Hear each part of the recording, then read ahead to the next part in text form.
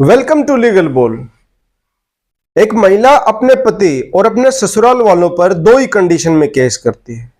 या तो उस पर इतने अत्याचार किए गए कि हद पार हो गई हो और इसकी सजा वो उनको दिलवाना चाहती है, या फिर वो एक महिला होने का गलत फायदा उठा रही है और अपने कानूनी अधिकारों के दुरुपयोग से पति और उसके परिजनों पर झूठे आरोप लगाकर उनको प्रेशराइज करना चाहती है, परेशान करना चाहती है।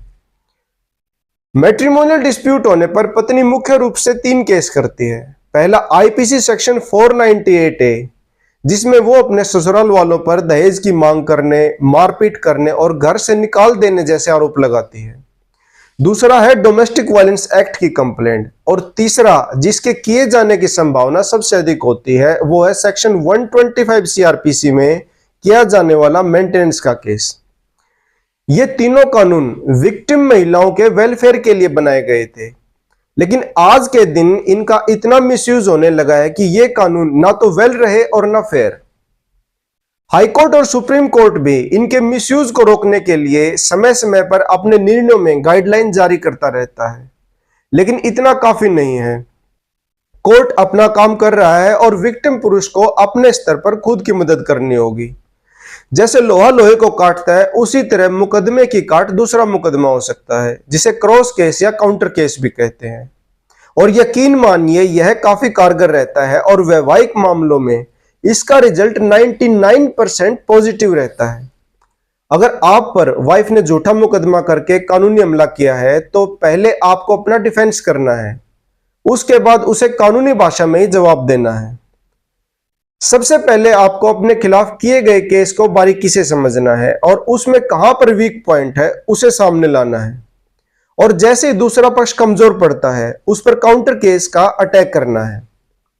दोस्तों, जो गलती करता है सजा भी उसी को दी जानी चाहिए, ना कि किसी निर्दोष को।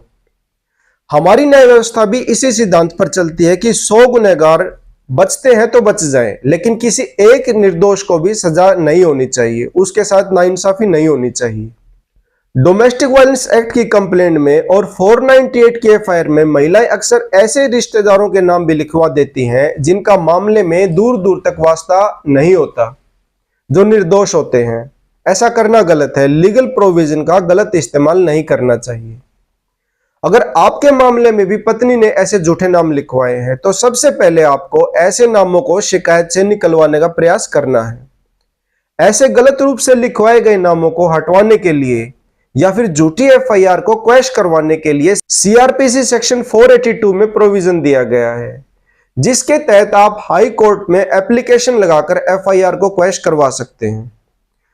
दूसरा, आप इन्वेस्टिगेशन के दौरान भी शामिल किए गए झूठे नामों को कटवा सकते हैं। जब आपका इन्वेस्टिगेशन ऑफिसर मामले की जांच करता है तो आप उसे मामले की परिस्थितियां बताकर ऐसे झूठे नामों को कटवा सकते हैं।